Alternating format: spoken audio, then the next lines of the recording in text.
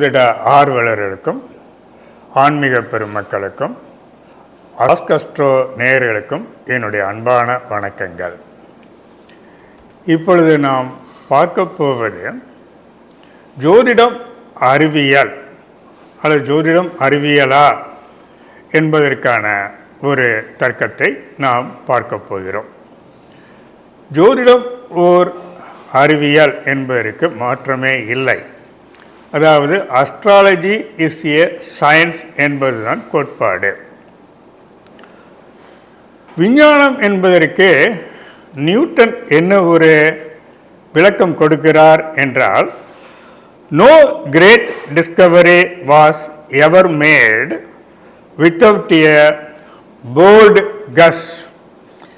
அதாவது ஒரு வலுவான கற்பனை இல்லாமல் எந்த ஒரு பெரிய கண்டுபிடிப்பும் எப்போதும் நிகழ்வதே இல்லை என்று கூறுகிறார். விஞ்ஞானம் என்பது ஒருவரின் அன்றாட வாழ்க்கைக்கு உதவுவது மற்றும் முன்னேற்றம் காண்பதற்கும் சுபிட்சத்தை கூறுவதற்கும் உதவுவதாகும். விஞ்ஞானம் என்பது ஒரு நிகழ்வை காரண காரியத்தோடு நிரூபிப்பதாகும். இது ஆன்றோர்களின் விளக்கம். விஞ்ஞானத்தின் ஒவ்வொரு பிரிவும் காரணத்தை அடிப்படையாக கொண்டதாகும். ஆனால் சில சமயங்களில் இந்த உண்மையான காரணம் நாம் அனுமானம் செய்யும் காரணத்திலிருந்து நிச்சயமாக வேறுபட்டு இருக்கும். சமுதாயத்தில் ஏற்படும் மாற்றங்கள் காரண காரியங்களில் ஒரு மாற்றத்தை ஏற்படுத்துவதோடு தனிப்பட்ட ஒவ்வொரு மனிதனிடத்திலும் விஞ்ஞானத்திலும் மாற்றத்தை விளைவிக்கிறது. நாம் இப்போதைக்கு இந்த ஜோதிடத்தை மேற்கோள் பார்ப்போம். அஸ்ட்ராலஜி என்பது ASTROLOGY என்பது ASTRA Astra and LOGOS logos ஆக அஸ்ட்ரா அண்ட் லோகோஸ் எனும் இரண்டு கிரேக்க வார்த்தைகளை உள்ளடக்கி லாஜிக் அதாவது தர்க்கவியல் அல்லது காரணம் என்று பொருள்படும். இது நேரடியாக நட்சத்திரங்கள் மற்றும் கிரகங்களின் விதிகளையும் சட்டத்தையும் குறிப்பிடுகிறது. ஜோதிடம் என்பது நட்சத்திரங்கள், மனிதர்கள் மற்றும் உலக நிகழ்வுகள் யாவிலும் ஏற்படும் மாற்றத்தை அறிவிக்கும் ஒரு விஞ்ஞானமாகும். மேலும் ASTRO அஸ்ட்ரோ என்றால் ஒளி, அதாவது வெளிச்சம் என்றும் பொருள்படும். வடமொழியில் ஜோதிஷ் என்றாலும் ஒளியை குறிக்கிறது. ஒளி என்பதை பொதுவாக சூரிய வெளிச்சத்தைத்தான் பொருள் கொள்கிறோம். மிக பெரும் பழமையான காலத்தில் இருந்தே சூரியன், சந்திரன், பிற கிரகங்கள் மற்றும் நட்சத்திரங்கள் யாவும் ஒளிக்கு காரணமாக இருக்கிறார்கள் என்றும் மனித வாழ்க்கைக்கு இவைகள் அவசியம் என்றும் கருதப்பட்டன. இங்கே இந்த ஒளி என்பது ரேஸ் என்றும் கூட எடுத்துக்கொள்ளலாம். வானமண்டலத்தில் உள்ள கிரகங்களும் நட்சத்திரங்களும் தாங்கள் வெளியிடும் கதிர்கள் உலகில் உள்ள ஜீவராசிகள் அனைத்திலும் பிரதிபலிக்கின்றன. இந்த கதிர்கள் பூமியில் தட்பவெப்ப நிலையில் ஒரு மாறுதல்களை, ஒரு நிரந்தரமான தன்மைகளை ஏற்படுத்துகிறது. இந்த கதிர்கள் மனித வாழ்க்கையின் மேல் ஏற்படுத்தும் ஒரு தாக்கத்தை விவரிப்பதுதான் ஜோதிடம். உலகில் ஜோதிடம் தோன்றிய காலத்தை அறுதிட்டு கூற முடியவில்லை. ஜோதிடவியல் மிக பழமையான விஞ்ஞானத்தை அடிப்படையாக கொண்டு கடைபிடிக்கப்பட்ட ஒன்றாகும். மேலை நாட்டு நூல்களில் ஏபி கிரில்மாடி அவர்கள் எழுதிய the origin and meaning of zodiacal constellation என்னும் நூலில் அரபு, ஜூவிஸ், பெர்சியன், எகிப்து முதலான நாடுகளில் உள்ள நூல்களில் குறிப்பிட்ட தகவலின்படி கிறிஸ்து பிறப்பதற்கு முன் 3769 ஆண்டில் கிமு 3769 ஆண்டில் வாழ்ந்த சேத் என்பவர்தான் முதல் ஜோதிடர் என்று குறிப்பிடுகிறார். மேலும் சேத் எவ்வாறு ஜோதிடத்தை கூறினார் என்பதற்கு கிரிமால்டி அவர்கள் சூரியன் மற்றும் பிற கிரகங்களின் சலனம், நட்சத்திர கூட்டம், நகரும் நிலைகளை அடிப்படையாக கொண்டு மனித வாழ்க்கையில் ஏற்படும் மாற்றத்தை கூறினார் என்று குறிப்பிடுகிறார்.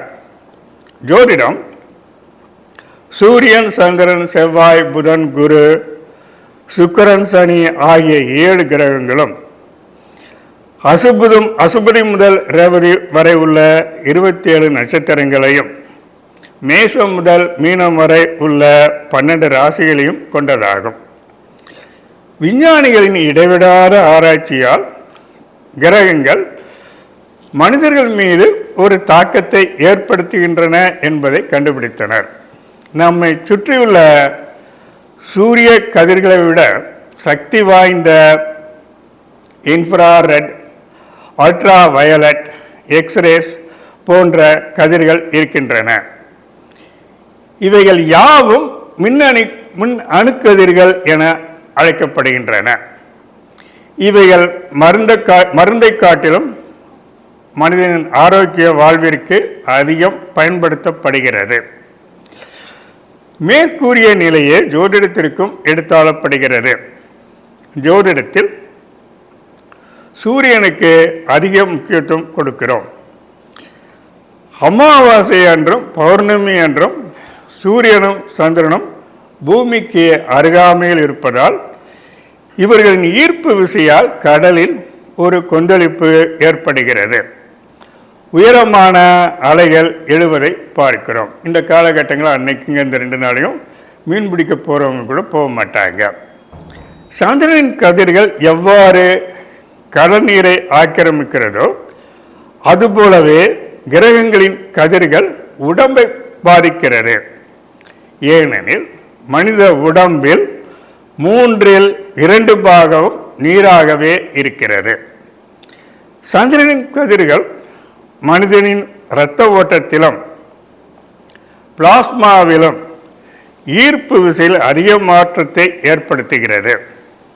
இதனால் ஒருவரின் மனநிலையில் மாறுதல் ஏற்பட்டு சிந்தனைகளிலும் அவை பிரதிபலிக்கின்றன. உதாரணமாக, ஒருவர் நிலா வெளிச்சத்தில் உடம்பை மூடிக்கொள்ளாமல் தொடர்ந்து படுத்து உறங்கினால் அவருடைய உடம்பில் நிச்சயமாக தோல் வியாதி ஏற்படும். அதோடு கூட அவருடைய மனநிலையும் பாதிக்கப்படும். அதனால்தான் இரவு நேர காவலுக்கு செல்லும் ஊழியர்கள் கண்டிப்பாக தலைப்பாகை அல்லது தொப்பி அணிய வேண்டும் என்று அறிவுறுத்தப்படுகிறார்கள். பல்வேறு ஆராய்ச்சியாளர்கள் திங்கட்கிழமை காலையில் சந்திர ஓரையில், அதாவது காலை 6 to 7, 6 மணி முதல் 7 மணிக்குள் தான் இருதய நோய் உள்ளவர்கள் அதிகம் பாதிக்கப்படுகிறார்கள் என ஒரு ஆய்வு கூறுகிறது. இதை கனடாவில் உள்ள விஞ்ஞானிகளும் உறுதி செய்கிறார்கள். சூரியன், சந்திரன் இவர்களைப் போலவே மற்ற கிரகங்களும் மனிதர்கள் மேல் ஒரு தாக்கத்தை ஏற்படுத்துகின்றன. இவைகள் மனிதனின் நடவடிக்கை, சிந்தனை முதலியவற்றில் மாறுதல்களை ஏற்படுத்துகின்றன. விஞ்ஞானிகள் செவ்வாயின் மேல் துருப்பிடித்ததை போன்ற பல படிவங்கள் காணப்படுகின்றன என்றும் அவைகளின் மீது சூரிய கதிர்கள் படுகிற போது அவைகள் சிவப்பு வண்ண கதிர்களாக பிரதிபலிக்கிறது என்கிறார்கள். இந்த கதிர்கள் பூமியில் வாழும் மனிதர்கள் மீது படுகிற போது இரத்த அழுத்தம் ஏற்படுகிறது. செவ்வாயின் கதிர்கள் அதிகமாக மனிதனை தாக்குகிற போது மனித உடம்பில் இரத்தம் சம்பந்தப்பட்ட நோய்கள், புற்றுநோய், இரத்தம் உறைந்து போதல் முதலிய நோய்களை ஏற்படுத்துகின்றன. இவைகளை ஜோதிட அறிவியல் அந்த மனிதன் பிறந்த அன்றே முன்கூட்டியே கூறுகிறது. செவ்வாயின் கதிர்கள் பாதிப்பை ஏற்படுத்தாமல் நன்மை செய்யும் கதிர்களாக இருக்கிற பட்சத்தில் அது மனிதனுக்கு அதி உன்னத வாழ்க்கையை அமைத்து கொடுக்கிறது என்று ஜோதிட அறிவியல் கூறுகிறது. புதன் பசுமையையும் குரு அறிவையும் சனி சற்று சோம்பேறித்தனத்தையும், ராகு வாழ்க்கையில் ஒரு குறிக்கோளையும், கேது ஒரு அழுத்தத்தையும் தங்களின் கதிர்வீச்சால் மானிடருக்கு வழங்குகிறார்கள். இதை கூறுவதே விஞ்ஞானமான ஜோதிடமாகும். சில கிரகங்கள் சுபர் என்றும் சில கிரகங்களை அசுப கிரகம் என்றும் கோள்களின் இயற்கையான தன்மைகளை அடிப்படையாக வைத்துத்தான் பிரிக்கப்படுகிறது. உதாரணமாக குருவையும் சுக்கிரனையும் சுபர்கள் என்றும் நல்ல நிகழ்ச்சிகள் நடப்பதற்கு காரகர்கள் என்றும் கூறுகிறோம்.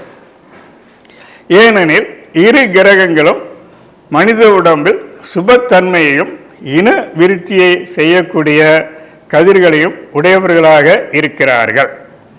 அதாவது உஷ்ணத்தையும் குளிர்ச்சியும் ஒருங்கே அமையப்பெற்ற கிரகங்கள் நல்ல தன்மைகள் ஒருங்கிணைக்கப்பட்டு மனதில் நிலைநிறுத்தி வைக்கப்பட்டுள்ளது. சனியும் செவ்வாயும் அசுபர்களாக, அதாவது கெட்ட நிகழ்வுகள் நடப்பதற்கு காரகர்களாக கருதப்படுகிறார்கள்.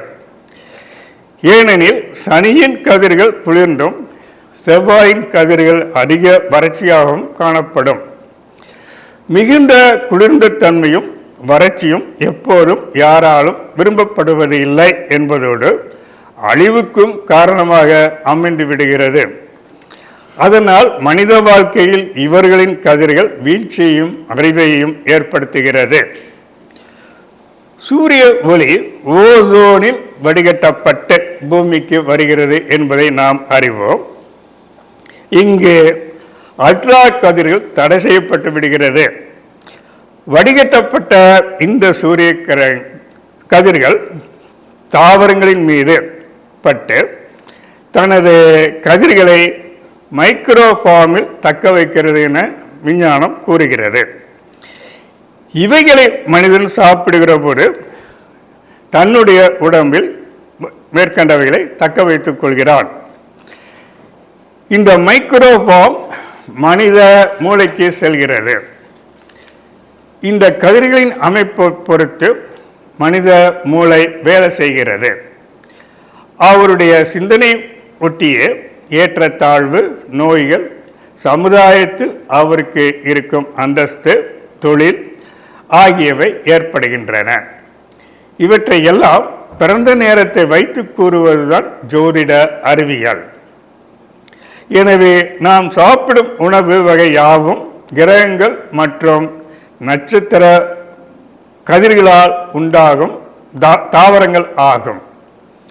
எனவே இவைகளை மனிதன் சாப்பிடுகிற போது நவகிரகங்களின் தன்மை இயற்கையாகவே மனித உடம்பில் ஏற்பட்டு விடுகிறது. இந்த அமைவுகளை மனிதனை வழி நடத்தி செல்கின்றன. இந்த அமைவுகளை மனிதனின் வாழ்க்கையை நடத்தி செல்கின்றன. இதை உணர்த்துவதுதான் ஜோதிட அறிவியல்.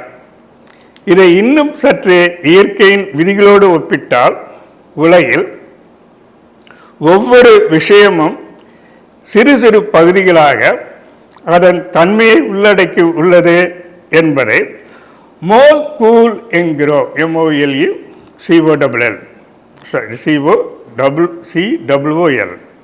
என்கிறோம். மோல்கூல் என்பது 2 அல்லது அதற்கு அதிகமான அணுக்களை கொண்டது.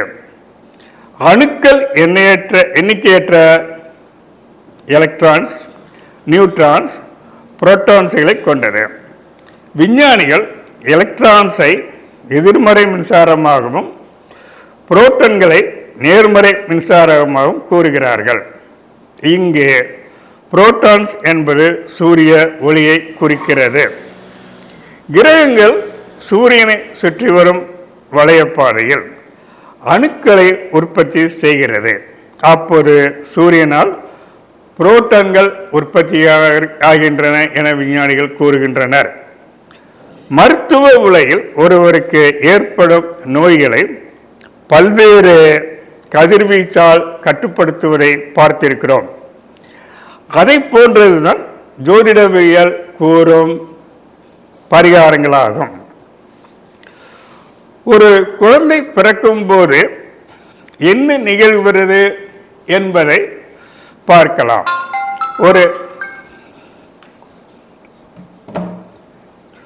ஒரு குழந்தை பிறந்தவுடன் அது தன்னுடைய எதிர்காலத்தை எவ்வாறு எதிர்கொள்ள வேண்டும் என்பதை இயற்கை தீர்மானித்து கொடுக்கிறது. ஒரு குழந்தை இந்த பூமியில் பிறப்பதற்கு முன் தாயின் வயிற்றிலுள்ள செல்களில் தன்னுடைய வாழ்க்கைக்கு போதுமானவற்றை எடுத்துக்கொள்கிறது. ஆனால் பிறந்தவுடன் தன்னுடைய உயிர் துடிப்பிற்கு தான் எடுத்துக்கொள்ளும் முதல் மூச்சில் அனைத்தையும் பெற்றுவிடுகிறது. அதன் பிறகு சூரியன், சந்திரன், மற்ற கிரகங்கள், நட்சத்திரங்கள் ஆகியவை அந்த நேரத்தில் ஏற்படுத்தும் மின்காந்த அலைகள் குழந்தையின் உடலில் பாய்ந்து உடல் வாகையும் மின் அலைகளையும் புரோட்டான்களும் அணுக்களாக குழந்தையின் சதை, இரத்தம், எலும்பு முதலியவற்றில் படிந்து வாழ்நாள் முழுவதற்கும் வளர்ச்சியை கொடுக்கின்றன. எனவே ஒரு குழந்தையின் இயல்பான குணம், ஆளுமை, தனித்திறன் ஆகியவைகள் பிறந்த நேரத்தில் வானமண்டலத்தில் கிரகங்கள் மற்றும் நட்சத்திரங்கள் அமைந்த நிலையே சுப அசுப தன்மைகளை கொடுக்கிறது. பல்வேறு கிரகங்கள் மற்றும் நட்சத்திரங்களின் மின்காந்த அலைகளே ஒருவரை இயக்குகின்றன. நெற்பயிர் விவசாயத்தில் பூத்து குலுங்கும் வரை, பூத்து குலுங்கும் நேரம் வளர்பிறையாக இருந்தால் சாதாரணமாக நெல்மணி முற்றும் கால அளவை விட மிக குறைந்த நாட்களில் அறுவடைக்கு தயாராகிவிடும். அதாவது அந்த நெல் பறிஞ்ச உடனே அந்த பூக்கும். அது கிட்டத்தட்ட ஒரு மாதத்துக்கு மேலே நெல்மணி ஆகும்னு நினைக்கும்போது அந்த பூத்த நேரம் வளர்பறையாக இருந்தால் அந்த பௌர்ணமிக்கு அடுத்த 2-3 நாளே அறுவடைக்கு தயாராகிவிடும். அதனால் ஒரு வளர்பிறை காலத்தில் மனதில் ஒரு சந்துஷ்டி ஏற்படுகிறது. ஒரு காரியத்தை நிறைவேற்றுவது எளிதாக இருக்கிறது இந்த வளர்பிறை காலத்தில். அதுபோலவே எல்லா சுபகாரியங்களும் இந்த காலகட்டங்களில் நாம் வைத்துக் கொள்கிறோம். கிரகங்களும் நட்சத்திரங்களும் நல்ல கதிர்களை வீசுகிற போது அதை அமிர்த காலம் என்றும், தீமை செய்யும் கதிர்களை வீசுகிற போது விஷகாலம் என்றும் நேரத்தை பிரித்து கொடுப்பதுதான் ஜோதிட அறிவியலாகும். ஹிந்து மற்றும் சீனாவின் ஜோதிடவியல், எகிப்து, சால்டியன், அரபு நாடுகள், கிரேக்கர்களின் கண்டுபிடிப்போடு நேரடி தொடர்பு இல்லை. இவர்களின் கண்டுபிடிப்பு அவர்களுடைய சொந்த கண்டுபிடிப்பாகும். இதனையும் திரு வில்லியம்ஸ் ஜே டுக்லர் தன்னுடைய நூலான த பிரின்சிபிள் ஆஃப் சயின்டிஃபிக் அஸ்ட்ராலஜியில் கூறுகிறார். ஆகவே நண்பர்களே, ஜோதிடம் உலகில் உள்ள உயிருள்ள மற்றும் ஜடப்பொருள்கள் மீது வானமண்டலத்தின் செய்கைகளாலும் அந்த செய்கைகளினால் உயிருள்ள மற்றும் ஜடப்பொருளில் ஏற்படும் எதிர்வினைகளையும் விவரிக்கும் ஒரு விஞ்ஞானமாகும். இதை சரியாக கூறப்போமானால் வாழ்க்கையின் எதிர்வினைகளை கிரகங்களின் சலனத்தை வைத்து கூறுவதாகும். ஜோதிடம் உளவியலை போன்ற ஒரு முக்கியமான பிரிவாகும். கிரகங்களின் தாக்கத்தினால் ஏற்படும் உண்மை நிலைமைகளை கவனமாக பரிசீலித்து ஒருவரது புறமனம், ஆழ்மனம், ஒருங்கிணைந்த சிந்தனை, உடல் நலம், எழுச்சி முதலியவைகளில் ஒரு தெளிவான நிலையை உணர்த்துவதுதான் ஜோதிட அறிவியல். இதை மிக சுருக்கமாக சொல்லப்போமானால் நம்முடைய இந்து சாஸ்திர பிரகாரம் விஞ்ஞானத்தை உள்ளடக்கிய ஒரு மெய்ஞானமாகும். ஆக ஜோதிடம் என்பது ஒரு அறிவியலாகும். In short, astrology is a science. நண்பர்களே, இதுவரை இந்த ஜோதிடத்தை அறிவியலாக கருதப்படுவதற்கான விளக்கங்கள் கொடுக்கப்பட்டது. இதை தாங்களும் ஒரு முறை நினைவு கூர்ந்து இது ஒரு அறிவியல் என்பதை உலகத்திற்கு எடுத்துக்காட்ட அன்புடன் கேட்டுக்கொள்கிறேன்.